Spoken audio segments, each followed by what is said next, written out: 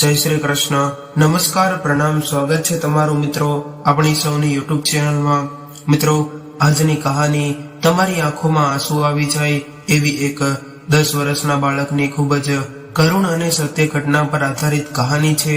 તો તમને વિનંતી છે કે આ કહાની અંત સુધી ધ્યાનથી સાંભળજો અને પસંદ આવે તો વિડીયોને લાઈક કરીને વધુમાં વધુ શેર પણ કરજો. તેમજ તમે આવી કેટલી અવનવી કહાની સાંભળવા માંગતા હોય અને હજુ સુધી જો આ ચેનલને સબસ્ક્રાઇબ ન કરી હોય તો અત્યારે જ આ ચેનલને સબસ્ક્રાઇબ કરી લેજો, જેથી અમારા આવનારા નવા વિડીયોની માહિતી તમારા સુધી સૌથી પહેલા પહોંચે. તથા કોમેન્ટ બોક્સમાં સાચી શ્રદ્ધાથી હર હર મહાદેવ લખી દેજો, જેથી ભગવાન ભોલેનાથની કૃપા હંમેશા આપણા સૌ પર બની રહે.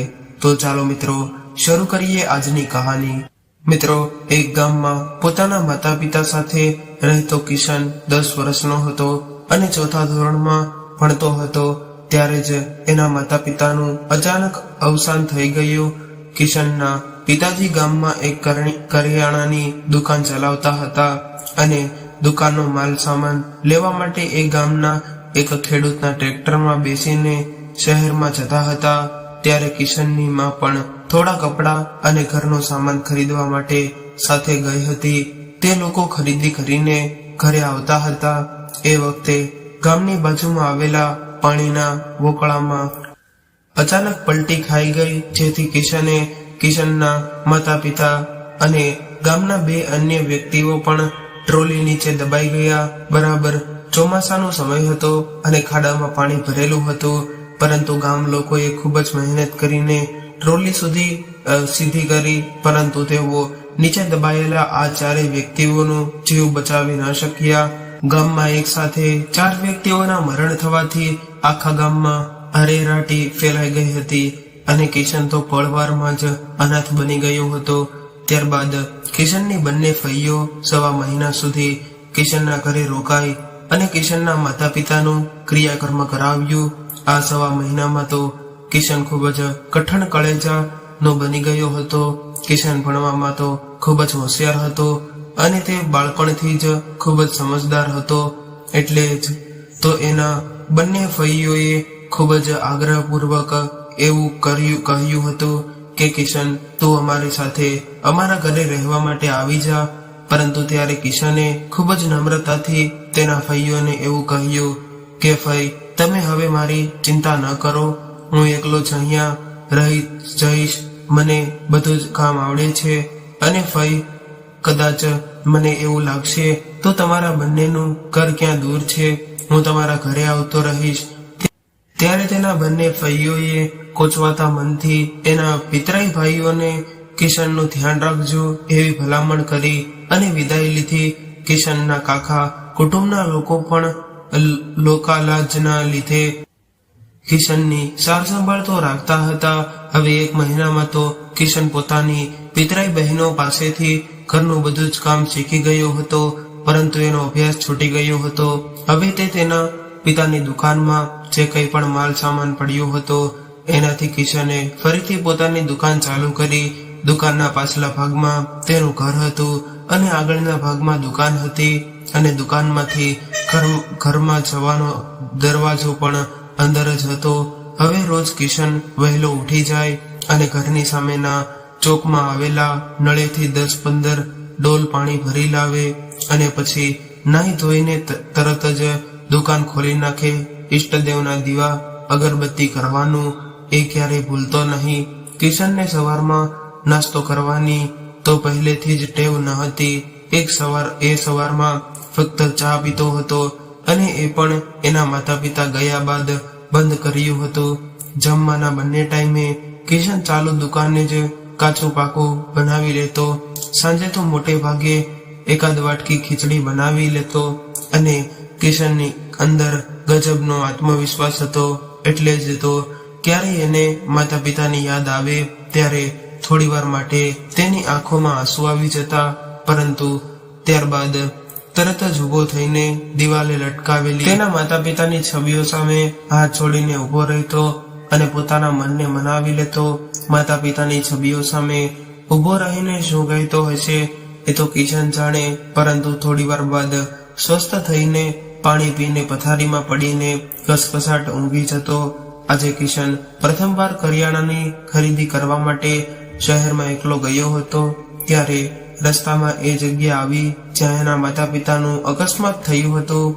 ત્યારે કિશને આંખો બંધ કરી લીધી. જોકે કિશન એના પિતાજી સાથે રવિવારના દિવસે ઘણી વખત શહેરમાં ગયેલો હતો અને ક્યારથી શું લેવાનું છે એ પણ એને ખબર હતી. વળી જે દુકાનેથી કિશન ના પિતાજી માલ સામાનની ખરીદી કરતા એ દુકાનદારોને પણ કિશનના માતા પિતાના મૃત્યુની ખબર હતી અને એ બધા જ વેપારીઓ પણ એના બેસણામાં આવ્યા હતા. એટલે કિશનને પણ જોઈને તરત જ વેપારીઓ એ કિશનને પ્રોત્સાહિત આપીને એવું કહ્યું કે દીકરા, તારે જે કંઈ પણ જોતું હોય એ 2 ધડક લઈ જવાનું. તારી પાસે પૈસા ન હોય તો માલ વેચાય ત્યારે આપી જાજે. બેટા, તારા પિતાએ અમને ઘણો બધો નફો રળી આપ્યો છે. આવું સાંભળીને કિશન ગળગળો થઈ ગયો અને તેણે બધા જ વેપારીઓનો આભાર માન્યો. કિશન એની પાસે પૈસા હતા એ મુજબ લિસ્ટ બનાવીને લાવ્યો હતો, પરંતુ એના કરતા પણ વધારે સામાન ખરીદીને કિશન આજે ઘરે આવ્યો હતો. હવે ખરીદેલા માલ સામાનના ભાવતાલ જોઈને કઈ વસ્તુ ક્યાં ભાવે વેચવી શકાય એ નોટબુકમાં લખી નાખ્યું. આમ તો ગામડાની કરિયાણાની દુકાનમાં બીજું તો શું હોય, 20-25 કિલો ખીચડી અને ભાતના ચોખા, 10-15 કિલો ચણા, મગ, તુવેરની દાળ, 1-2 તેલના ડબ્બા, 1-2 ગોળના ડબ્બા અને એકાદ બોરી ખાંડ, 5-1 કિલો ચા અને થોડા મરી મસાલા અને અલગ અલગ પ્રકારની ચોકલેટ હોય.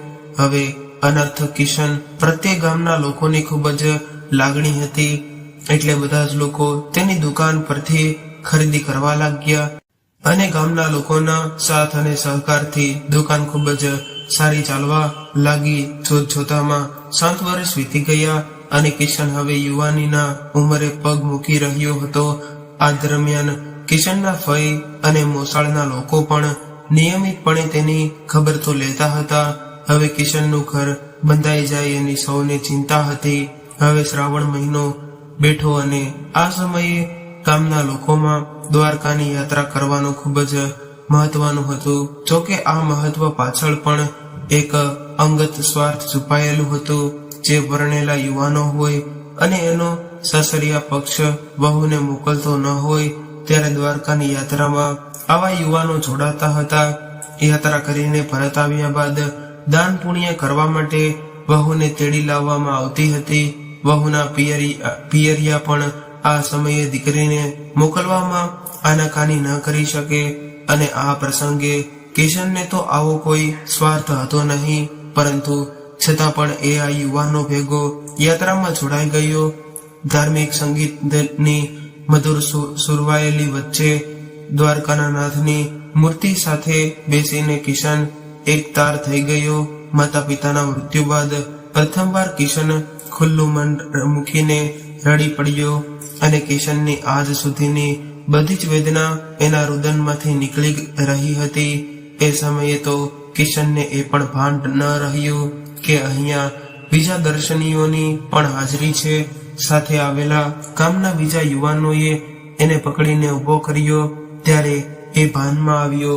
છતાં પણ હજુ એની નજર દ્વારકાધીશની મૂર્તિ સામેથી બિલકુલ હટતી ન હતી. જ્યારે ત્યાં હાજર રહેલા બધા જ દર્શનીયોના મોઢે એક જ વાક્ય હતું કે આ બિચારો દુખિયારો જીવ લાગે છે.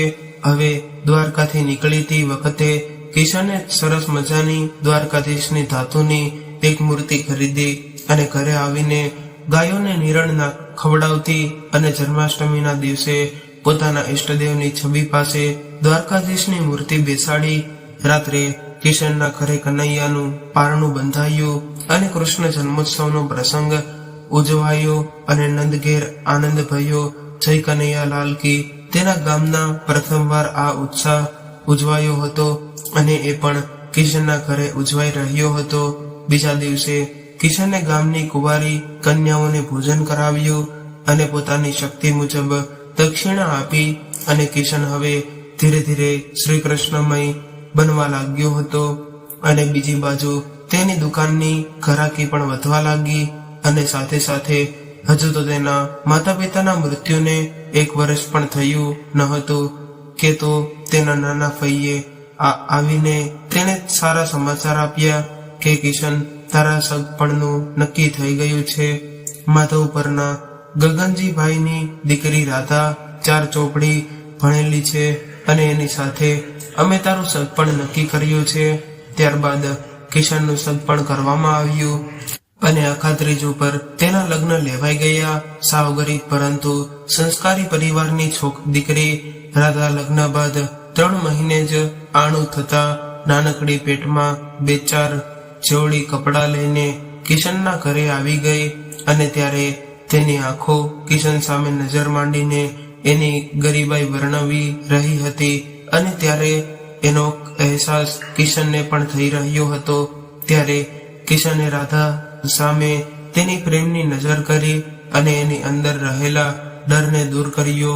હવે ધીરે ધીરે સમય વીતવા લાગ્યો અને 1 વર્ષમાં તો કિશન કૃષ્ણ ભક્તિમાં ખૂબ જ રંગાઈ ગયો હતો અને હવે તેની દુકાનનો વેપાર પણ વધતો ગયો અને તેની સાથે સાથે કિશનનો પરમાર્થ પણ વધવા લાગ્યો હતો. હવે તો દર વર્ષે જન્માષ્ટમીએ કૃષ્ણ જન્મોત્સવનો ઉત્સવ ઉજવાતો અને એ પણ કિશનના ઘરે જ ઉજવાતો હતો. 5 વર્ષની અંદર તો કિશન એક દીકરા અને એક દીકરીનો પિતા પણ બની ગયો હતો.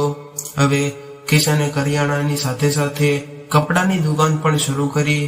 એણે એના શાળા અને શાળીની પત્નીને પણ એના ગામમાં બોલાવી લીધા હતા અને એ બહાને રાધાના ગરીબ પરિવારને ટેકો આપ્યો અને કિશનની જેટલી પ્રતિષ્ઠા વધી રહી હતી એટલી જ એની માધવ અને દીકરી માધવી પર અભ્યાસમાં ખૂબ જ કૃષ્ણ ભક્તિ પણ વધી રહી હતી. કિશનનો દીકરો આગળ વધી રહ્યો હતો. જોતજોતામાં માધવે તેનો અભ્યાસ પૂરો કરી લીધો અને તેને સરકારી નોકરી પણ મળી ગઈ અને માધવે પણ 12મા ધોરણનો અભ્યાસ પૂરો કરી લીધો હતો. હવે ભાઈ બહેનના એક સાથે લગ્ન લેવાયા ત્યારે કિશને પોતાની દીકરીને કરિયાવરમાં આપવામાં પાછું વળીને જોયું નહીં. એક તો કિશન પરમારથી તો પહેલાથી જ હતો અને એમાં દીકરા દીકરીના અભ્યાસના ખર્ચા અને હવે લગ્નનો ખર્ચો. કિશન તો પહેલી જ ઈમાનદારીથી ધંધો કરતો હતો. હવે જાજી બચત પણ કરેલી ન હતી.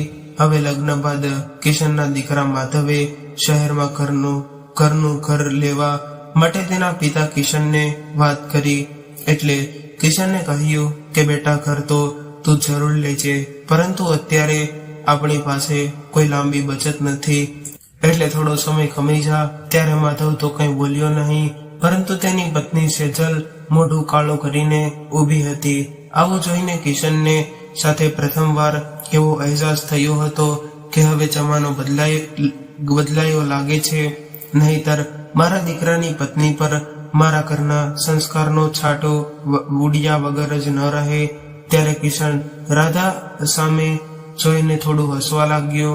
એટલે રાધાનું દિલ ચિતરાઈ ગયું અને એણે માત્ર આટલું જ કહ્યું કે બેટા, થોડા વર્ષ ખમી જા, ઘર પણ લેવાઈ જશે. હવે સાંજે સમૂહ પ્રાર્થનામાં દ્વારકાધીશની મૂર્તિ આગળ કિશન અને રાધા પ્રાર્થના કરી રહ્યા હતા. ત્યારે બંનેની આંખો ભીની થઈ ગઈ. બીજા દિવસે માધવ અને તેની પત્ની માધવના નોકરીના સ્થળે જવા માટે રવાના થઈ ગયા. એ આખો દિવસ રાધાએ મનોમંથન કર્યું. હવે સાંજે જમ્યા બાદ એણે કિશન સામે બેસીને એવું કહ્યું કે સાંભળો છો, આ મારા દાગીના પડ્યા છે, એ શું કામ આવશે? એટલે આ દાગીના તમે વેચી નાખો, તેના 3-1 લાખ રૂપિયા આવી જશે અને બીજી થોડી ઘણી લોન ઉપાડી લ્યો. 2-4 વર્ષ આપણે દ્વારકાધીશનો 10મો ભાગ થોડો ઓછો કાઢીશું તો દ્વારકાધીશ કઈ નારાજ નહીં થઈ જાય. ત્યારે કિશન રાધા સામે જોઈને હસવા લાગ્યો અને કહેવા લાગ્યો કે મને તો તલમાં તેલ થોડું ઓછું હોય એવું દેખાય છે, છતાં પણ હરી ઈચ્છા બળવાન છે. ત્યારે 1 મહિના પહેલા જ ઘરમાં લીધેલો લેન્ડલાઇન ફોન હતો, એમાંથી કિશને એના દીકરાને ફોન કર્યો અને કહેવા લાગ્યો કે દીકરા માધવ, તારે ઘર લેવું હોય તો લઈ લે, અમે 5-1 લાખનો ટેકો કરી શકીએ એમ છીએ અને આ પૈસા પણ તારી માના ઘરેણા વેચીને અને 2 લાખની લોન ઉપાડીને આપીએ છીએ અને દીકરા શહેરમાં તારું ઘર કેટલા રૂપિયાનું આવે એમ છે. ત્યારે થોડી વાર માટે તો કિશને કોઈ પ્રત્યુત્તર ન સાંભળ્યો. ત્યારબાદ અવાજ આવ્યો કે પિતાજી, એક મકાન છે એ 6 લાખમાં મળી શકે એમ છે, એટલે 1 મકાનની લોન હું ઉપાડી લઈશ, બીજું શું હોય. ત્યારે કિશને કહ્યું કે સારું દીકરા, 15 દિવસમાં 5 લાખની વ્યવસ્થા કરી જશે. લે હવે ફોન તારી માને આપું છું. આવું કહીને કિશને રાધાને ફોન આપ્યો. ત્યારે રાધાએ દીકરા અને વહુના સમાચાર લીધા. ત્યારે જ ફોન પર રાધાને સેજલનો અવાજ સંભળાયો કે મમ્મી, શહેરમાં કેટલા બધા ભાડા વધી ગયા છે અને આ સરકારી નોકરીમાં પગાર પણ કેટલો હોય, એટલે ઘરનું મકાન હોય તો બીજી ચિંતા ઓછી રહેશે. અને તમારે તો બંને દુકાનો ધમધોકાર ચાલે છે, એટલે તમારા માટે નવા ઘરેણાં તો કાલે લેવાઈ જશે. એટલે મમ્મી, તમે તમારા ઘરેણાં બાબતે ચિંતા ન કરતા અને અમે 1 લાખની લોન ઉપાડી લઈશું. હપ્તા ભરવાના થશે, પણ થોડી કરકસર કરી લઈશું. એવું લાગશે તો કરિયાણું ત્યાંથી લેતા આવીશું. આવું કહીને સેજલે ફોન મૂકી દીધો. પરંતુ રાધા તો બહુની આવી વાત સાંભળીને ચોંકી ગઈ. ત્યારે કિશને રાધાનો ચહેરો જોઈને એવું કહ્યું કે આપણો દ્વારકાધીશ આપણી વૃદ્ધાવસ્થામાં જ આ જ કર્મ પૂરી કરાવશે અને તું તારા દીકરા સાથે રહેવાના વિચાર કરતી હોય તો માંડી વાળજે, કેમ કે આપણો દ્વારકાધીશ આપણને અહીંથી આગા પાછા નહીં થવા દે. છતાં પણ રાધાની આંખો તો છલકાઈ ઉઠી અને એ બોલી ઉઠી કે તમે કોઈ પણ વાતની ચિંતા ન કરતા, હું હજુ બેઠી છું. આવી રીતે સમયનું કાળચક્ર ફરતું રહ્યું અને 10 વર્ષ વીતી ગયા, પરંતુ સેજલનો ખોળો હજુ પણ ખાલી જ હતો. માધવ અને સેજલને સૂત હોવા છતાં પણ શેઠ માટીની ખોટના લીધે શાંતિ નહોતી. સેજલ અને તેના પિયર પક્ષે મનોમન એક અભિપ્રાય બાંધી લીધો હતો કે કિશન અને રાધાના આશીર્વાદ વગર સંતાન સુખ પ્રાપ્ત નહીં થાય એ નક્કી છે. એટલે રવિવારની વહેલી સવારે સેજલ અને માધવ તેમની સેજલના માતા પિતાના કિશનના ઘરે આવી ગયા. અને અહીંયા તો કિશન અને રાધાએ આ લોકોનું ખૂબ જ સારી રીતે સ્વાગત કર્યું. પરંતુ સેજલના માતા પિતા અચાનક જ કિશન સામે રડીને આજીજી ભર્યા અવાજમાં કહેવા લાગ્યા કે અમારી ભૂલ થઈ ગઈ વેવાઈ, અમે અમારી દીકરીને તમારાથી દૂર રાખવાનો પ્રયાસ કર્યો છે. તમે તમારી દીકરી માધવીને એના લગ્નમાં વધારે પડતું આપી દીધું, એટલે અમે અમારી દીકરીને સતત ચડાવતા રહેતા કે તારા સાસુ સસરા પાસેથી જેમ બને એમ વધારે રૂપિયા કઢાવતી લે છે અને અમારી દીકરીના સુખ માટે ખોટો રસ્તો અપનાવ્યો છે. તમારા દીકરાને પણ અમે અમારા પક્ષમાં લઈ લીધો હતો અને એવું જ આ પરિણામ છે. એટલે જ સેજલનો ખોળો ખાલી છે. વેવાઈ, તમારા આશીર્વાદથી આપણા સંતાનોને ખૂબ જ જરૂરી છે. ત્યારે કિશન બોલ્યો કે અરે વેવાઈ, તમે તો ખોટા ચિંતા કરો છો. માધવ મારો દીકરો છે અને તમારી દીકરી એ મારી પુત્ર વધુ છે. અમારા આશીર્વાદ તો હંમેશા એની સાથે જ હોય. અને વાત રહી સંતાન સુખની, તો એ તો મારા હરિના હાથમાં છે. મને તો વિશ્વાસ છે કે બધા જ સારા નરવા થઈ જશે, એટલે તમે ચિંતા ન કરો.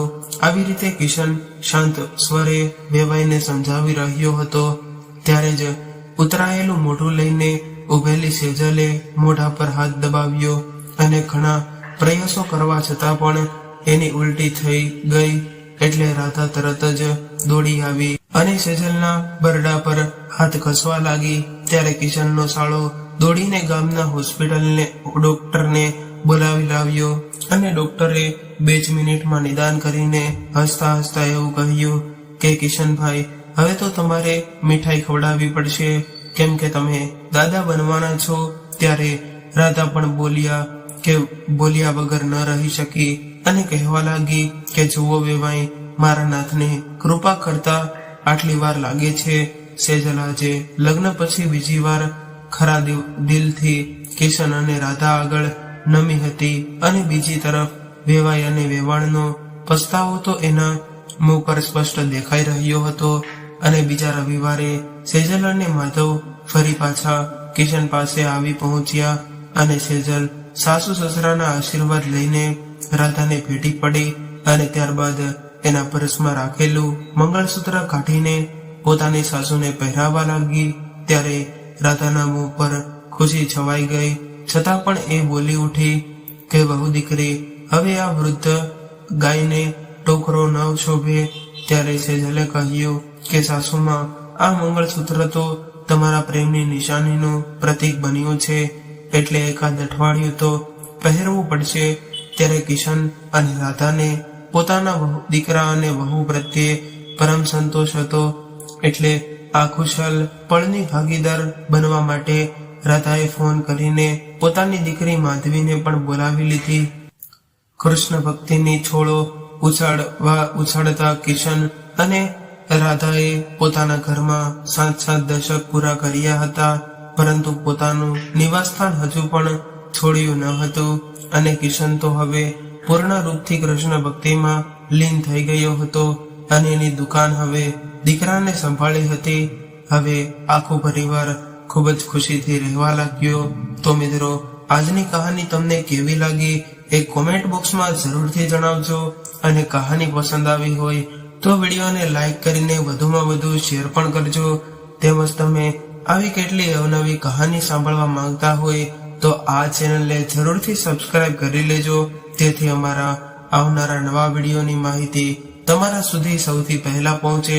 તો ચાલો મિત્રો, હવે ફરી મળીશું એક નવી કહાની સાથે. ત્યાં સુધી સૌને, તમામ મિત્રોને જય શ્રી કૃષ્ણ, રાધે રાધે, હર હર મહાદેવ. આ કહાનીને પૂરેપૂરી સાંભળવા માટે તમારો ખૂબ ખૂબ આભાર.